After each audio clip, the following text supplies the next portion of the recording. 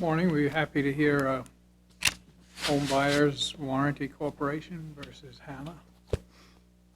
Mr. Yurko?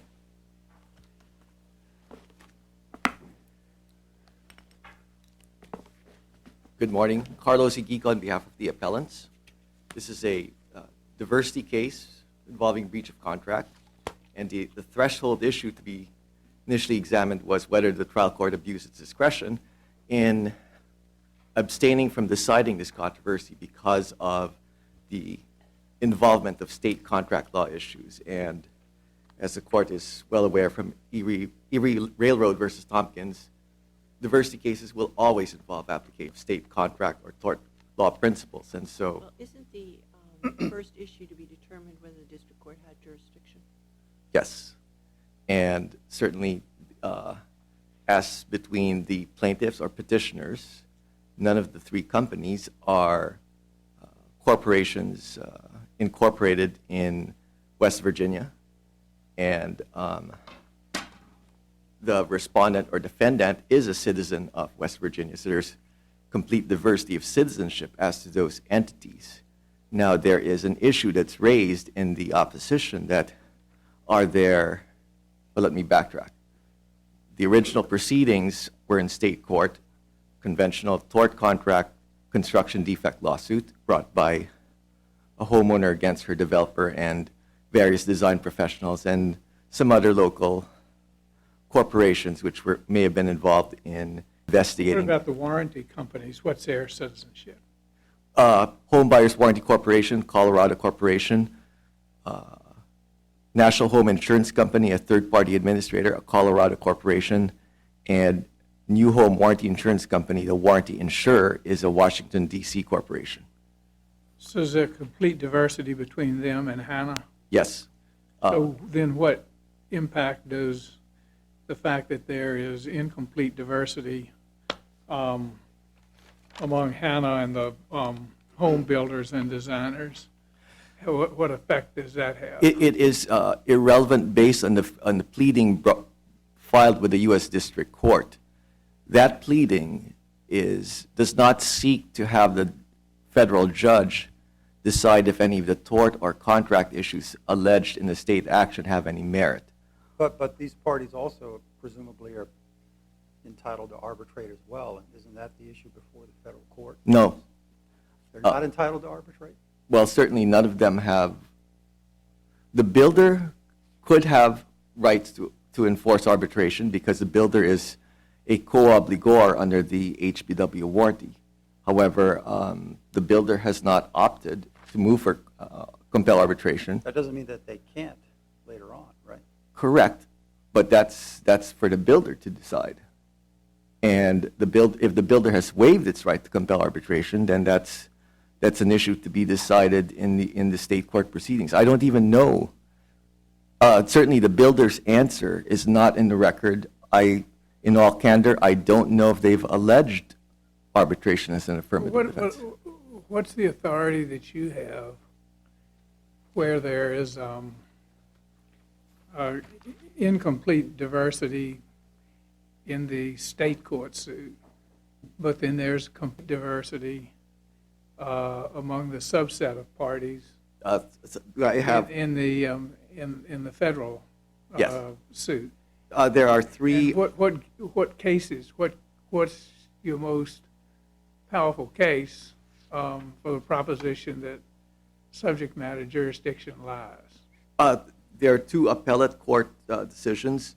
First, Franklin Financial Corp versus McCollum, 144 F. 3rd 1362. That's from the 11th Circuit, 1998. And Snap-on Tools Corporation versus Mason, 18 F. 3rd 1261.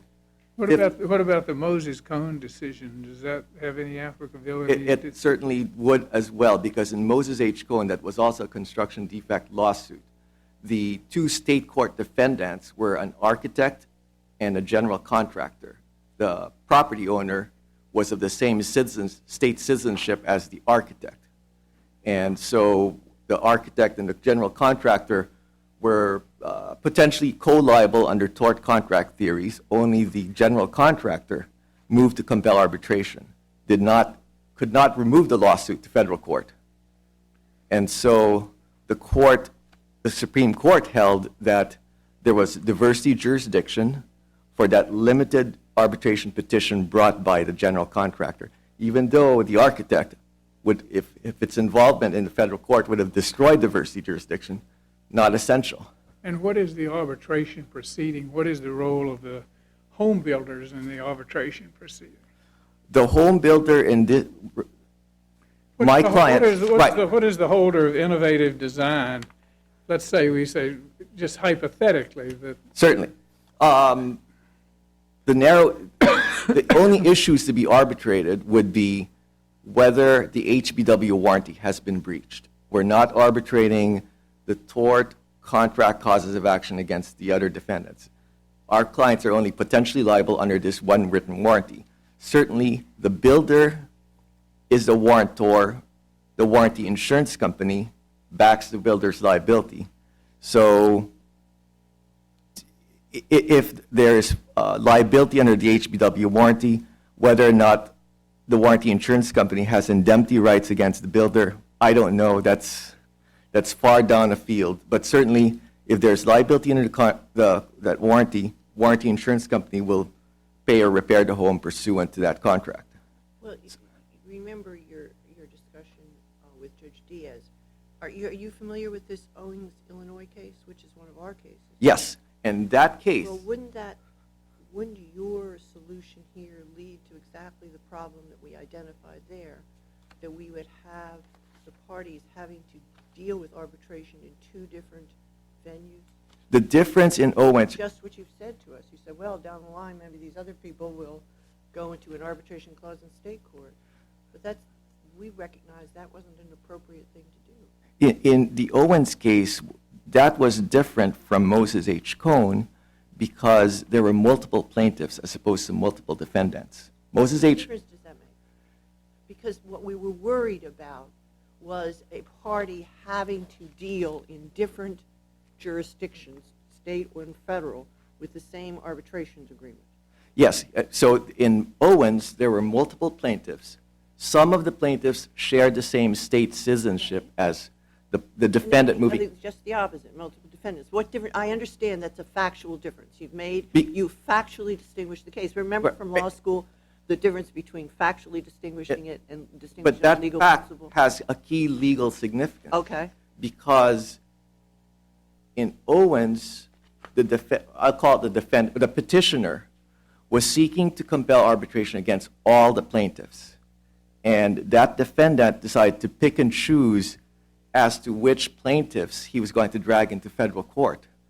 That defendant said, I'm only going to bring a federal court petition against the plaintiffs who are of different citizenship from myself. And because petitioner was going to try to enforce arbitration in both state court against plaintiffs with same citizenship and in federal court against plaintiffs with diverse citizenship, then there was a possibility of inconsistent outcomes as to whether petitioner would have to arbitrate. Because the federal court vis-a-vis the out-of-state plaintiffs might say, okay, you have to arbitrate. State court involving same plaintiffs but same claims, state court might come up with a different ruling. And so there you could have potential different rulings on arbitrability. Well, other than the fact that there was a tactical decision there to pick and choose parties, Judge Motz's question remains. The same result obtains here of the potential for inconsistent judgment. There's no potential inconsistency on whether plaintiff has to arbitrate with the petitioners. Well, what if and you mentioned that the home builder has not yet moved to arbitrate, but that doesn't mean that they cannot. And what if the state court decided that there was no right to arbitrate as to those parties? But then there's no inconsistency as to the obligation to arbitrate between the fact that the builder may not have to arbitrate should not operate to undermine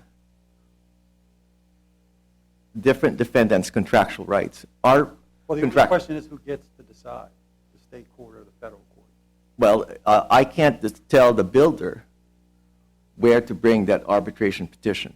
We don't represent them. We have potentially conflicting interests. Well, can I ask you this? Do you recognize that Owens is controlling here? No. Moses Oh, H. Cohen. Owens, Illinois, a Fourth Circuit case is not controlling on this issue? Because of... You think it's contrary to the Supreme Court case? That would be a very... No, I'm not saying. saying... Say that. I'm Okay, but saying... so you're not espousing a position in front of us that is contrary to Owens, Illinois? Is that I'm just arguing that Owens is not controlling because it is distinguishable. There is no potential... And you think it's distinguishable. You don't think it's bad law?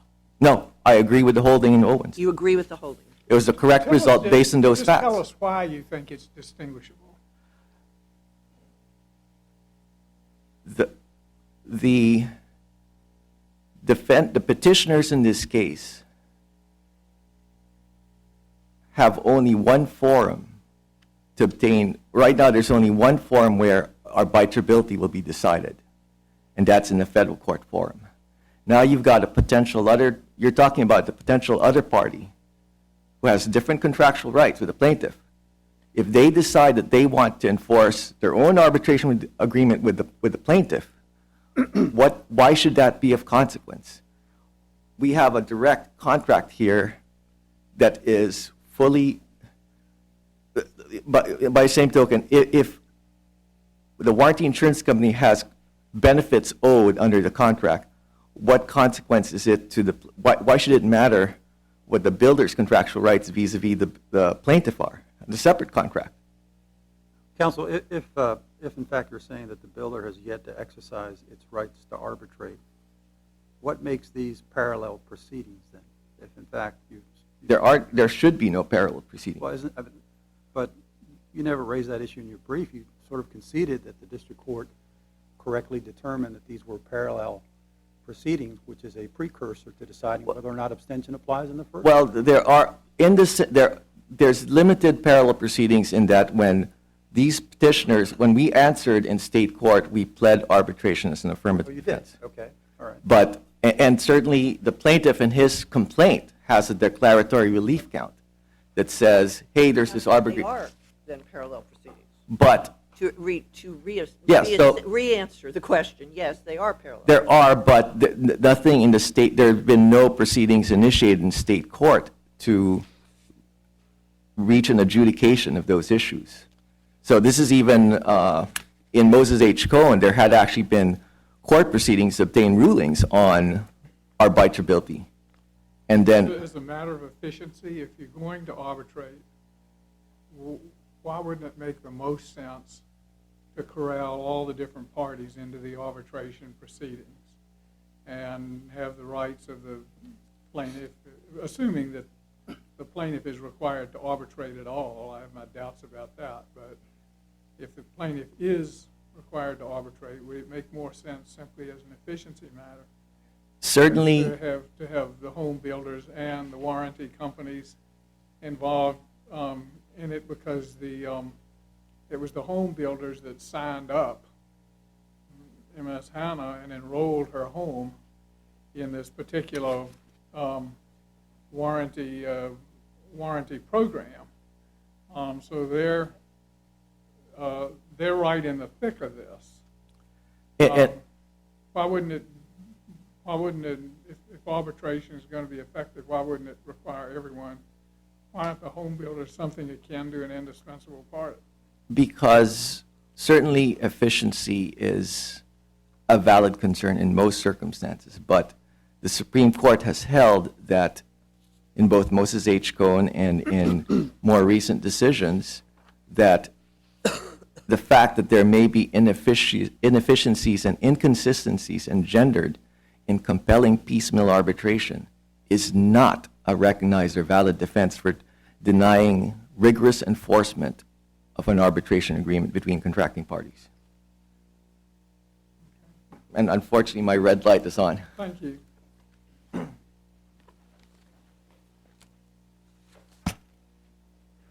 Brinkley?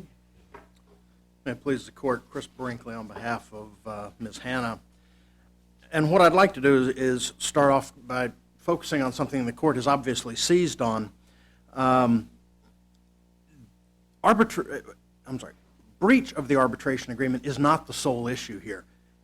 The existence of an arbitration agreement is at issue here because during the construction, it was the contractor that signed Ms. Hanna up for the warranty company's 210 warranty. And if you look in the joint appendix at page 143, the certificate of warranty coverage from the warranty company says there's three things that make up the warranty.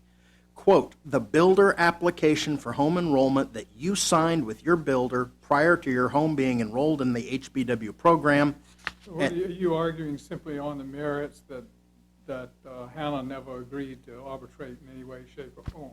She didn't sign it.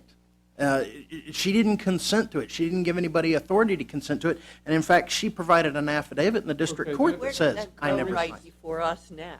I'm sorry? I mean, that's interesting and good for you, but how does that assist you in front of us right now? Because we're not going to decide the merits. I'm pretty sure. Okay.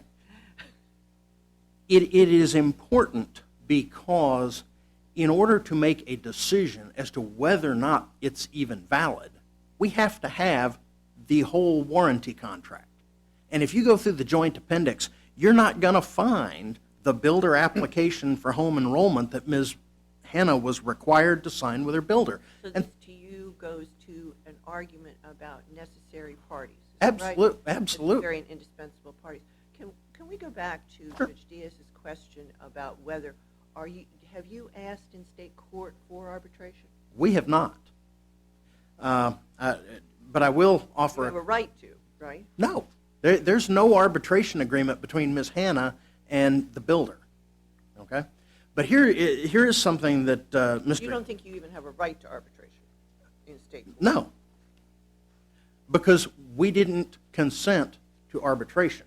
Well, let me Ms. ask you, Hanna- what is you believe there is subject matter jurisdiction here for us to reach the merits of whether there's an arbitration agreement or not? I disagree. I don't think the federal courts have subject matter jurisdiction at all, precisely for the reason raised by Judge Motz. I think there are indispensable parties in the form of Clark Lamp and Innovative Design and Construction who procured the homeowner's warranty So you for don't the want- benefit of Ms. You Hanna. do not want us to get to the merits of the arbitration? Well, if you do get to the merits of it, I think you find that there's no consent and therefore there's no arbitration agreement. But Or- you would say there's no jurisdiction, so we can't get to the merits. I would agree with that.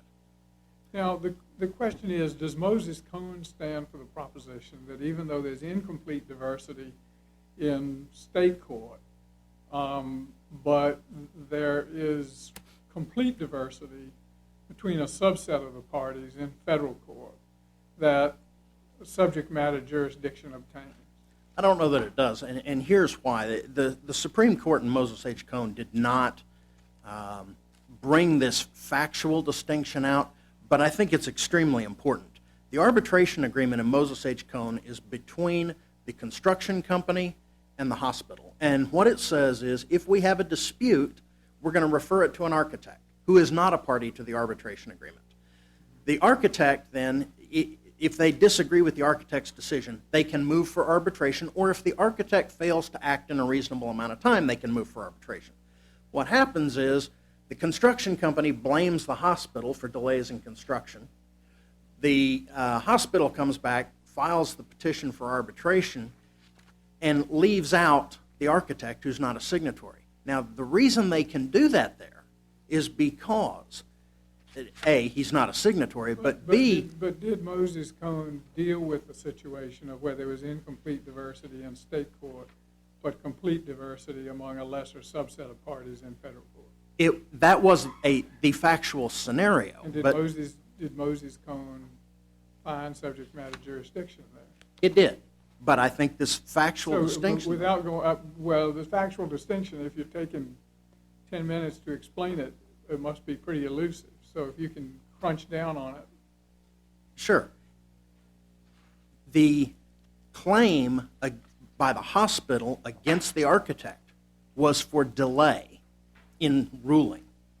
That is easily severable from the issue between the hospital and the construction company as to defects in the Okay, construction. now let's just suppose that, just purely hypothetically, I for one think you have a pretty strong argument on the merits, but let's suppose hypothetically that that there was an arbitration agreement here and it was pretty clear. What does this do to the right of the plaintiff, in this case the warranty companies, to arbitrate if they have a valid contract, if an arbitration clause is part of that contract, if they bring a suit in which there's complete diversity between the warranty companies and the defendant in the federal suit, does the arbitration clause and the contract that the warranty company signed with let's suppose any plaintiff, with Hanna or any state court plaintiff, does that give them a right to proceed? What happens to their right, to their contractual right, if we say there's no subject matter jurisdiction, notwithstanding the fact of complete diversity between a limited subset of parties? If you decide there's a lack of subject matter jurisdiction, the state court is still available to hear the arbitrability issues, any of the issues related to arbitrability. One of the other things I wanted to point out, because the court kind of inquired about this and it was never directly answered, there's not just two cases pending, a state court case and this case. There's actually another case pending in front of Judge Goodwin where the warranty companies filed another petition for arbitration against all of the builder entities except for Clark Lamp and Innovative Design and Construction. And incidentally, some of those builder entities are West Virginia citizens, just like Ms. Hanna, which means had the warranty companies included all the people they've filed petitions for arbitration against in one proceeding, in one federal proceeding, there's no doubt that subject matter jurisdiction wouldn't exist because, for example, Mr. Randolph and Randolph Engineering are West Virginia citizens, like Ms. Hanna. There would not be diversity, so we wouldn't have an issue. Okay, so that was a tactical decision on their part, you say. But what is it about the home builder and the other entity, Innovative and Clark Lamp, that makes them both necessary and indispensable parties? They're necessary and indispensable because they are the ones, summarily, they are the ones that went out and procured this homeowner's warranty for the benefit of Ms. Hanna.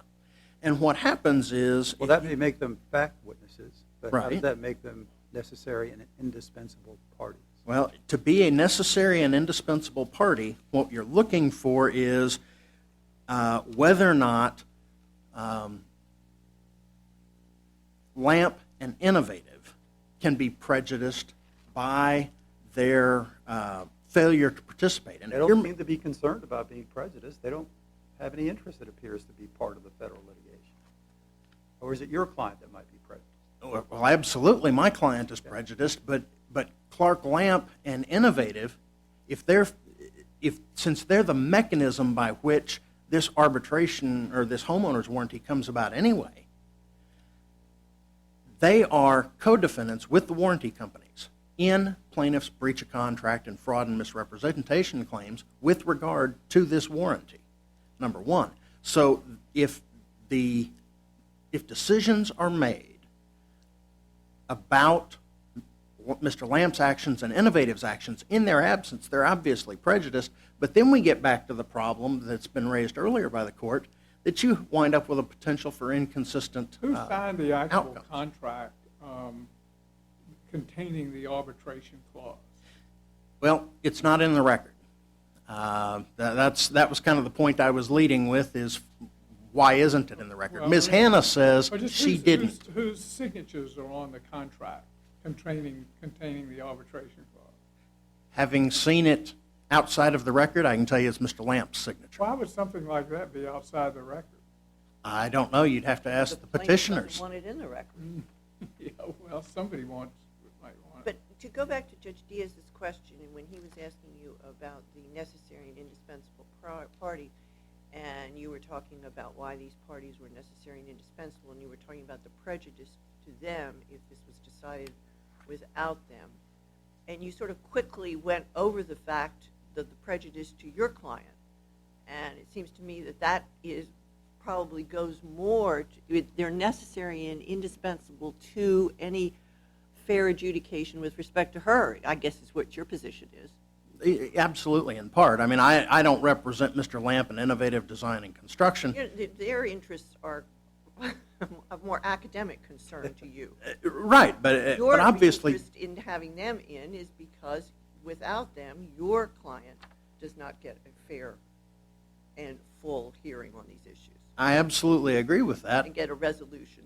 Absolutely. Well, a single resolution, you don't want to litigate twice, I guess, is your point. Well, part of it is I don't want to litigate twice, but going back to Judge Motz's comment, Well, as an academic, believe me, that's it, because it seems to me you're going to litigate once. from an academic standpoint, I absolutely agree. I don't represent Mr. Lamp in innovative, but I would hate to be in their shoes knowing that an arbitration panel somewhere is making decisions about their actions as to whether or not there's a valid arbitration agreement, number one, and then making decisions, or the federal court making that decision, and then number two, having an arbitration panel decide, did you create defects that creates liability under the policy, and then Mr. Lamp and Innovative don't have an opportunity to defend themselves. What do we do with the situation when A signs a contract with B, and the contract contains an arbitration clause, but there are also other parties that are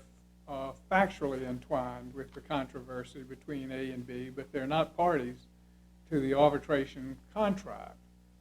And this, as here, there's complete diversity between A and B. Are you saying that one party to the arbitration contract cannot bring a suit in federal court if A and B are the only two signatories to the contract, notwithstanding the fact that there are other state court defendants that may not have signed the contract? What does that do to the arbitral rights of the parties that were signatories to the contract if any time there are other state defendants or other parties factually connected to the controversies but weren't signatories to the contract?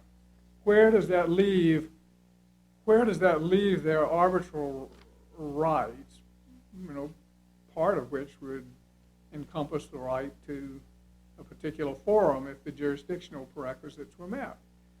I'm just curious, because that's a question that this case raises.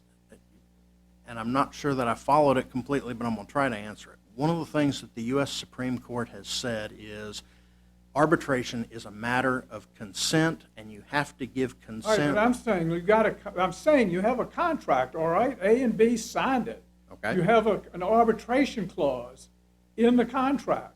Does that mean that one of the two parties that signed the contract containing the arbitration clause cannot bring suit in federal court because a state lawsuit that arose among non-signatory parties who were factually connected, where there was incomplete diversity, notwithstanding the fact that there's complete diversity among the signatories to the contract and in the federal court suit? What does that do? I think as a general rule, that does not, the fact that there are non-signatory state court parties does not preclude the opportunity to petition the federal court to All right, well, when does it arbitration. preclude and when does it not preclude?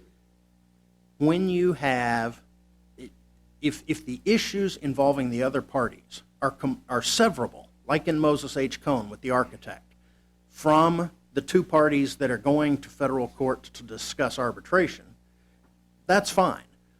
But when you get into a situation like this one, where it is those non-signatories, or it is those state court defendants who are not before the federal court, who are the ones that are responsible for procuring the arbitration agreement, who are responsible for the underlying You're not facts. announcing a general rule. You're just saying the fact that these home builders took it upon themselves to act as an agent without, in your view, any kind of proper agency authorization, and enroll this home with this particular warranty, and they procured the contract, that they are so tied in with the controversy that it simply is an inefficient use of resources under these facts to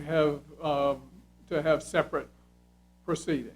That is correct. I am not And it- condemning arbitration All right, but clauses no, generally. what it boils down to is the procurement role, in your view, that that Innovative and Lamp played with as a sort of a go-between between Hanna on the one hand and the warranty corporations on the other. And you say they are, in your judgment, the indispensable go-between, the indispensable link between Hanna and the warranty companies.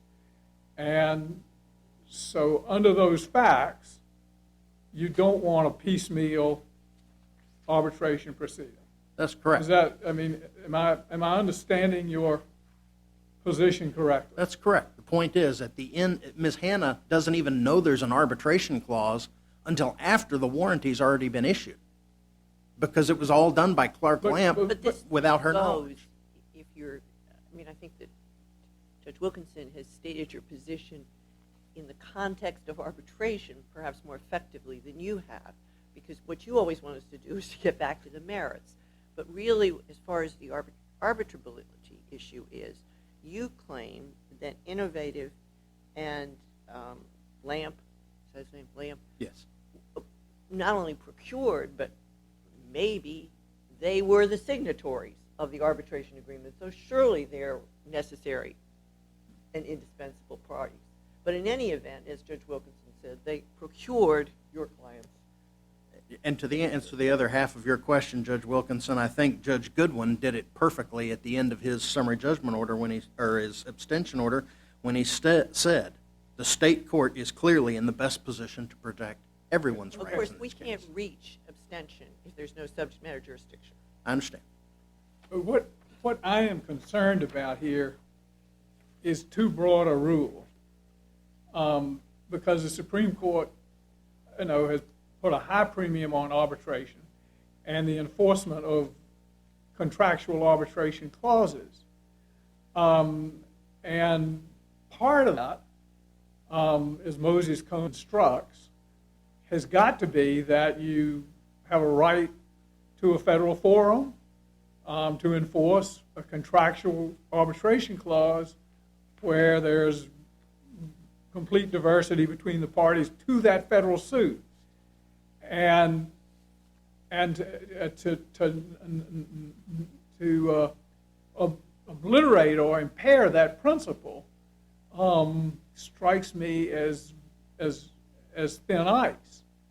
But on the other hand, I take your point that here there's an awful lot of advantage in getting the home builders, Innovative and Lamp, roped into this thing, because they're the one party that has links to both sides, as I understand it. And you're exactly right, and that is where the Vodden versus Discovery Bank case from the Supreme Court comes in, when it says, the Arbitration Act itself is not a basis for subject matter jurisdiction. You have to have an underlying basis, and when you're talking about diversity jurisdiction, what you do is you look through what's been pled in the arbitration petition to the actual controversy between the parties, not just a piece broken off. Well, I don't know that we have to apply that case to diversity cases. Thank you very much. Mr. Giacco, whenever you're ready, you have some rebuttal time, sir.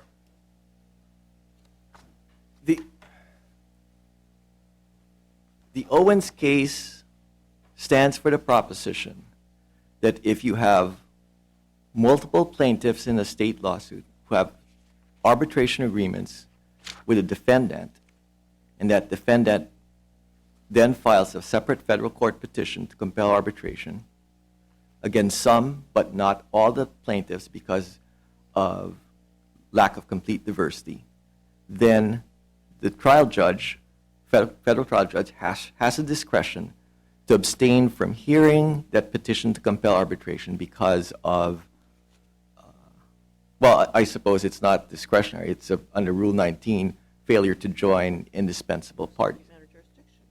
That's different than abstaining. Right. Now, but then you've got the Moses H. Cohen case, which stands for the proposition, if you have a single plaintiff and multiple defendants, some or one of whom has an arbitration agreement with the plaintiff, then that defendant, vis-a-vis the single plaintiff, has the absolute right to come to federal court and have the enforceability or existence of its arbitration agreement decided by the federal court. And the district court abuses its discretion if it refuses to hear that At controversy. least this case is factually different in that you've got multiple defendants who could well be compelled to arbitrate. And why not do it? Well, no defendant is being asked to arbitrate. It's only you've got three So defendants. far, right? So far. First, let me briefly address this insinuation that there is this second federal court lawsuit which could destroy diversity here. There are three state court defendants who filed cross complaints against the HBW entities. And they said, look, to the extent we're held liable, we think HBW entities should pay benefits under their warranty to reduce our liability.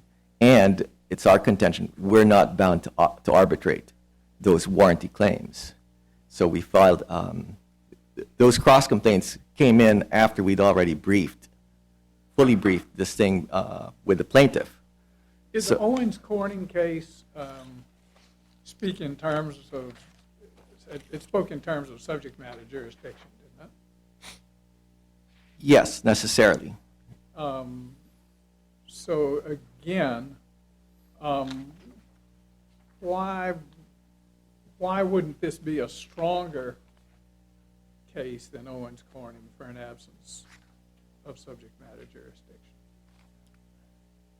Here, the court is concerned about a potential other indispensable party which has not even stepped forward to contest arbitrability with the HBW entities.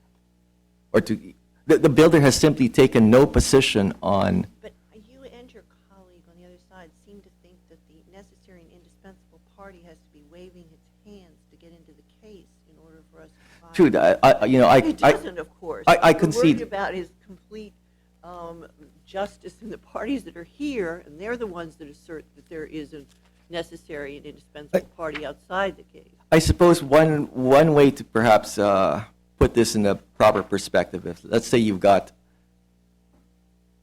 three parties defendants under a contract, one of whom waives his right to arbitrate, or perhaps for valuable consideration says, you know what, I pay me give me There's $1,000. the evidence in the record that that's the case here. No, but let's just. Well, then why don't we assume that? No, but here we're talking about a potential other party. The fact that one defendant will destroy his own rights to enforce an arbitration agreement should not vitiate the rights of the other two defendants to independently enforce the obligations owed by the plaintiff under that contract. Well, can we change your hypothetical just a little? Yes, Your bit? Honor. And so that A, the only link between A and C is B.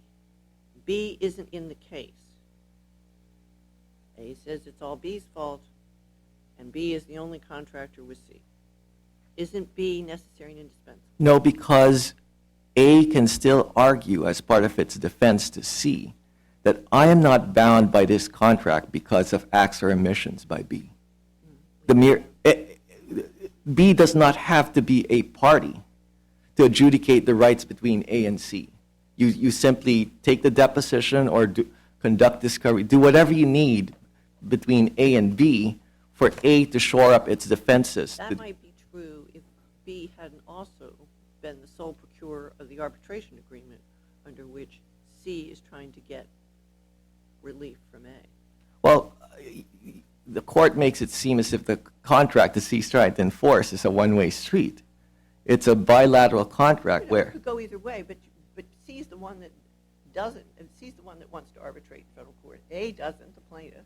correct. So that's how it comes to us now, but it could be reversed. You could have been wanting to be in state court and the plaintiff here.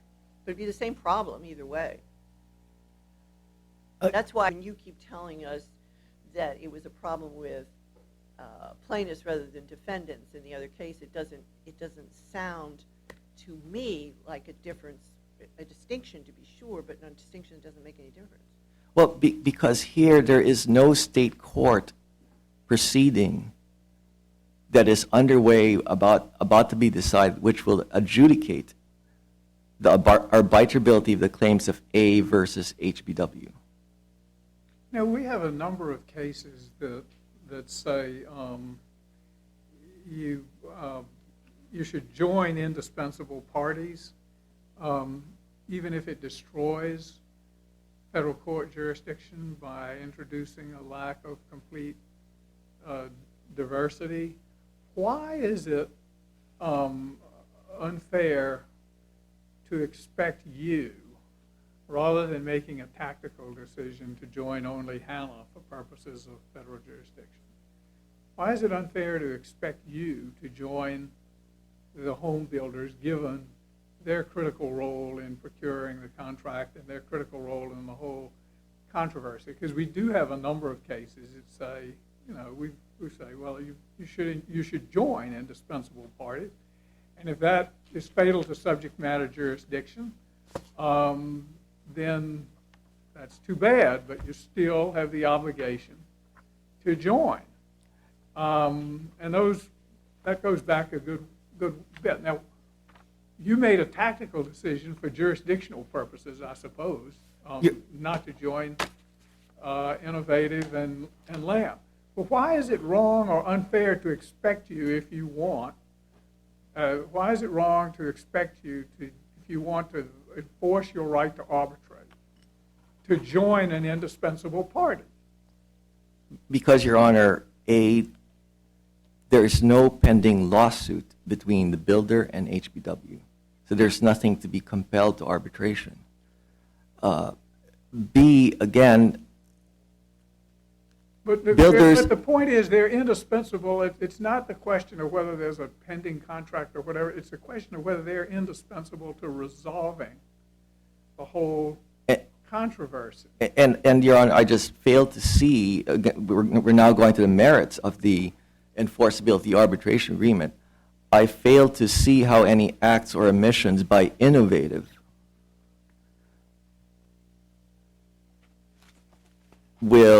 are necessarily adjudicated, must necessarily be adjudicated vis-a-vis. But by requiring you to join an indispensable party, we lessen the risk of case fragmentation. Well, there's. Do we not? No, because Innovative is not seeking to have its arbitration rights adjudicated. So there's no. If Innovative is not asking anyone to decide its arbitration rights, then why are they indispensable in any judicial proceeding? Because no one is. I'm not trying to argue that they have arbitration rights or have waived it. Builder doesn't care because Builder is in the right forum with Innovative. So I mean, a party's only in. That's kind of looking down the road, isn't it? I mean, I don't know, what attitude or what attitude. But I don't shouldn't know what jurisdiction be attitude- based on what exists right now? No, but I don't know what view Innovative takes with respect to so- all of the arbitration, and So under this court's approach, then, or what role they played in procuring the contracts or whatever. The only thing you can glean from what we have here is that they're mighty important. Should have been joined. but here, I mean, the case law clearly sends a strong signal. If you have an arbitration agreement, you'd better move to enforce that immediately. And here, we're talking about a potential scenario we're now more than a year down the road from when we first promptly moved to compel I think we tried to move for arbitration within 60 days of being served with a complaint. We're now well over, probably closer to 2 years from that, and we're talking about a hypothetical about some other party which may or may not come in to have its arbitration rights adjudicated. Well, I mean, but the question is, where do you get to enforce that agreement? And the plaintiffs say, go back to state court. And Mr. Brinkley says it's not just the prejudice that might ensue as a result of not being present for the petition to compel in federal court, but he's looking even further down the road and says that the builder might be prejudiced by any decision on the merits of any arbitration proceeding. And if in fact there is prejudice to the builder, then that's a necessary collateral consequence engendered by the FAA. That's what Moses H. Cohen, Dean Witter versus Byrd, and there's a recent 2011 or 2012 where the court said you cannot subvert enforcement of an arbitration agreement because of considerations of inefficiency, piecemeal litigation, and inconsistent adjudications. That is, that's right there in Moses H. Cohen, and it is most recently in KPMG versus Kochi, COCHHI, 132 Supreme Court 23, 2011. When a complaint. Why would we be subverting it? We're not. Well, the court is concerned that you've got this third I'm not party. saying that you don't have a right to arbitrate. I mean, we're certainly not saying that you do. But certainly the court is not permitting immediate enforcement of an arbitration agreement because of potential. Shows it. If you've been in state court, there's a right to arbitrate there. Certainly, but Moses H. Cohen says that we have the absolute right to have our rights under the FAA safeguarded by a federal court. To be sure, but Moses H. Cohen doesn't say anything about getting away with the necessary party doctrine in the rule. It just doesn't address that. But certainly. It doesn't say it doesn't apply in arbitration cases, and we know you've acknowledged it does apply.